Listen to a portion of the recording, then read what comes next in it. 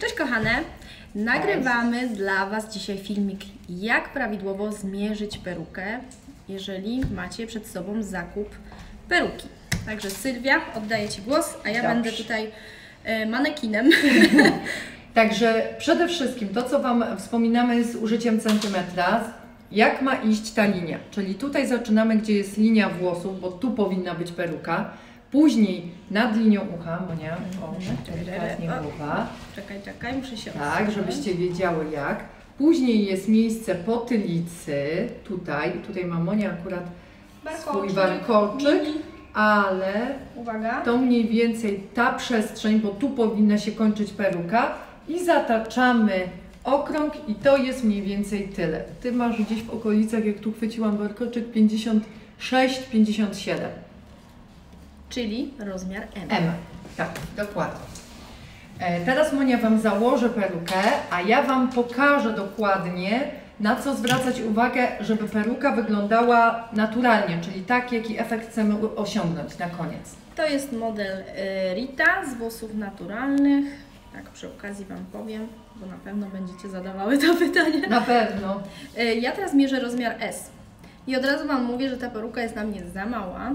Bo S to jest taki rozmiar 52 do 54, S na M to jest 54 do 56 i M-eczka 56 do 58. Ja ją założę, ona na mnie wejdzie spokojnie, ale troszeczkę jakby czuję, że za bardzo mnie w niektórych miejscach uciska, więc wolę rozmiar M, nawet wolę jak jest lekki luz tutaj z tyłu czy gdzieś, żeby potem ja właśnie dodam, nie pulsowała tak, i już Sylwia. Tak, proszę. Tak, właśnie o to chodzi, żeby Wam nic nie pulsowało po ściągnięciu po 8-10 godzinach. I teraz tak, na co Wy zwracacie uwagę, żeby było żeby było naturalnie.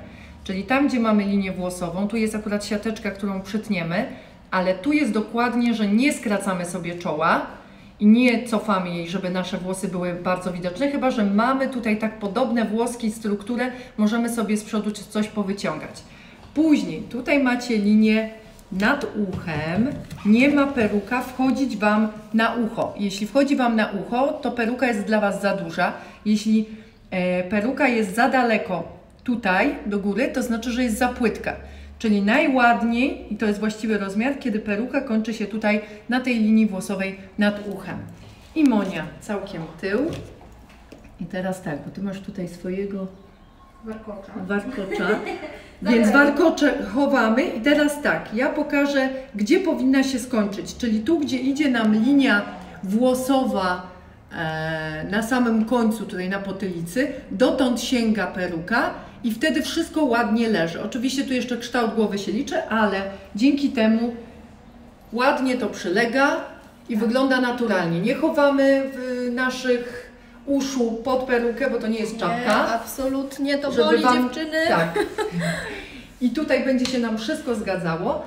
No i tak jak widzicie, efekt jest naturalny. Tutaj nie ma takich dylematów, czy to wygląda źle, czy sztucznie robi się nam hełm. Nie, ta końcowa tutaj wersja jest bardzo naturalna, jak widać. Bardzo mi się podoba. Zresztą to mój kolor, wiecie o tym, więc to ja tu będę się wypowiadać. Także dziewczyny, mamy nadzieję, że ten film będzie dla Was bardzo pomocny i że będziecie teraz już wiedziały, jak zmierzyć swój obwód głowy. Pozdrawiamy, hej! Dziękujemy.